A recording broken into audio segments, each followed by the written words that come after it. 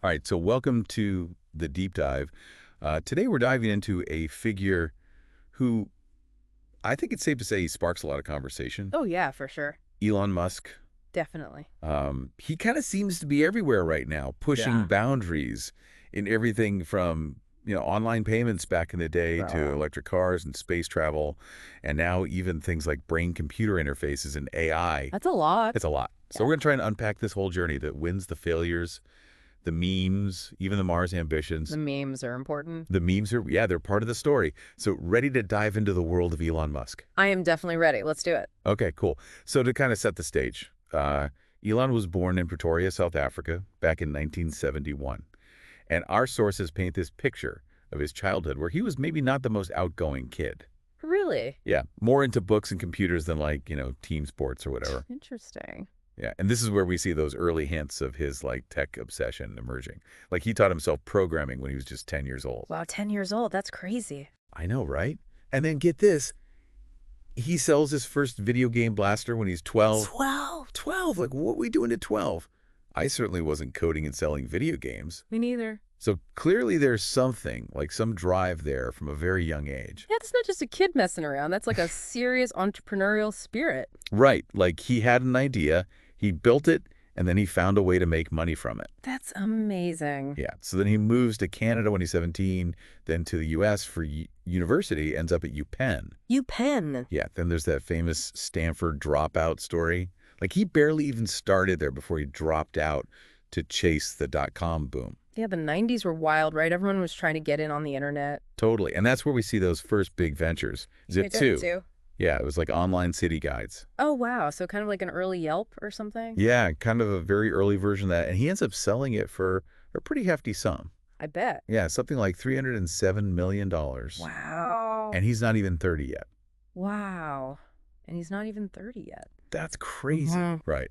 But instead of, retiring to a beach somewhere, he just rolls that money into his next venture. He just kept going. Yeah, X.com, which of course later morphed into PayPal. Oh, wow. So that's where that comes from. Yep, that's the origin story of PayPal, and that's where this whole idea of the PayPal Mafia comes from. The PayPal Mafia. Yeah, it was this group of really talented people like Peter Thiel, Reid Hoffman, Big names. huge names in tech, right?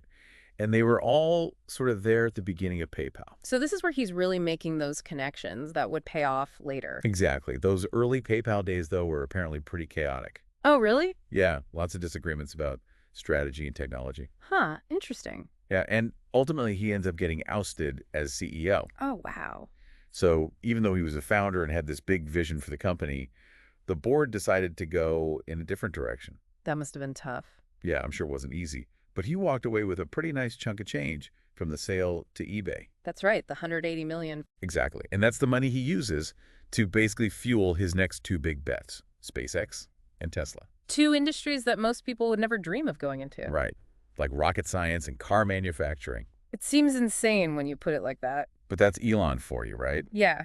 So he's got this money from PayPal, but he's choosing to invest it in what at the time seemed like these incredibly risky long shot ventures. Totally. I mean, even today, space travel and electric cars are still considered, cutting edge.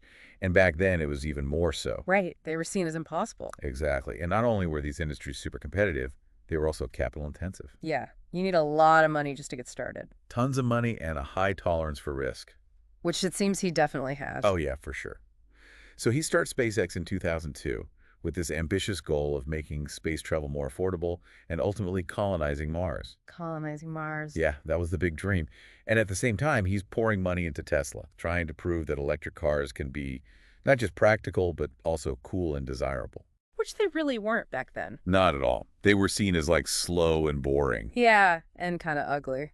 Yeah, definitely not the sleek Teslas we see on the roads today. Right. So he's fighting against this whole perception of what an electric car is. Totally. And things get really, really tough around 2008. Oh, yeah. 2008 was a rough year for pretty much everyone. Yeah, it was the financial crisis, and both SpaceX and Tesla are on the brink of collapse. Oh, wow. SpaceX has already had 2 failed rocket launches. Which is not a good luck when you're trying to convince people to get on board with your space travel vision. Right, like who wants to ride a rocket that keeps exploding? Nobody. Exactly. And Tesla is struggling to produce cars and burning through cash. So what happens? How does he pull it out of this tailspin? Well, it's a combination of things. I mean, he's really good at fundraising, and he manages to secure some crucial investments. Oh, okay, so he convinces people to keep believing in him. Yeah, and SpaceX finally nails that third rocket launch. That was a big one, right? Huge. It proves that their technology works, and it secures them a major contract with NASA. Oh, wow, so that's a game changer. Totally. It gives them the credibility and the resources to really start scaling up. That makes sense. And Tesla manages to launch the Model S, which becomes this huge hit. Yeah, the Model S was the car that really put Tesla on the map. Exactly. Yeah. It showed that electric cars could be luxurious and high performance. Not just eco-friendly, but actually desirable. Right, and that's when things really start to turn around for both companies. It's incredible that he managed to survive that period. I know, right? He's described it as the worst year of his life. I can imagine. Yeah, he was reportedly borrowing money for rent. Like, things were that bad. Wow, so he's risking everything. Absolutely everything. But he comes out the other side even stronger. Exactly. And that kind of sets the stage for what comes next. He's already achieved what most people would consider a lifetime's worth of success. But he doesn't stop there. He never stops. No, he keeps pushing the boundaries. And that's where we get into things like the Cybertruck. Oh, yeah, the Cybertruck. That was something else. Right. This crazy futuristic-looking pickup truck with those weird angular lines. And the whole window smashing incident at the unveiling. Yeah, that didn't go quite as planned. Oops. But again, it just kind of adds to the mythos of Elon, right? Yeah, it's like part of the show. Exactly. And then there's the whole funding secured tweet. Oh, yeah, that was a big one. Yeah, where he claims he's taking Tesla private, but then it turns out he didn't actually have the funding secured. Which got him in some hot water with the SEC. Yeah, big time. And it kind of cemented this image of him as this sort of like, a little bit reckless, a little bit of a troll. The meme lord. The meme lord, exactly. But he's also incredibly ambitious and driven. Oh, yeah, for sure. And that brings us to his latest big move, the acquisition of Twitter. Or X, as it's now called. Right, X. There's a whole other can of worms. Totally. I mean, social media is such a different beast from building rockets or cars. Right, it's all about content moderation and free speech and algorithms and all this stuff that's very hard to control. Yeah. Exactly. And he's already made some pretty controversial changes. Yeah, firing people, changing the rules. It's been chaotic. Very chaotic, but that seems to be his style. Disrupt everything. Right. He comes into an industry, shakes things up, and then sees what happens. It's a bold approach. It is. And it's hard to argue with his results in some ways. Yeah, I mean, SpaceX has completely revolutionized space travel. Fully.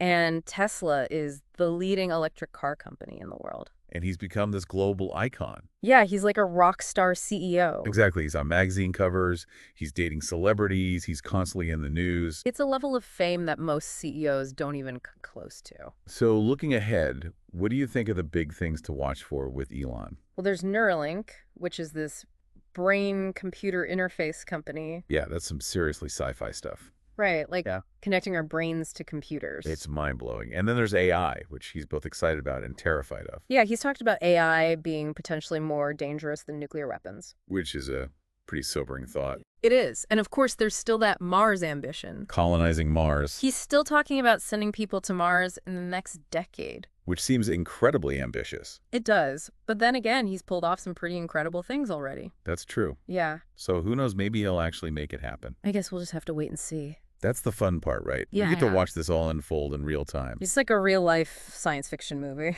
Exactly. True. So as we wrap up here, what's your take on Elon?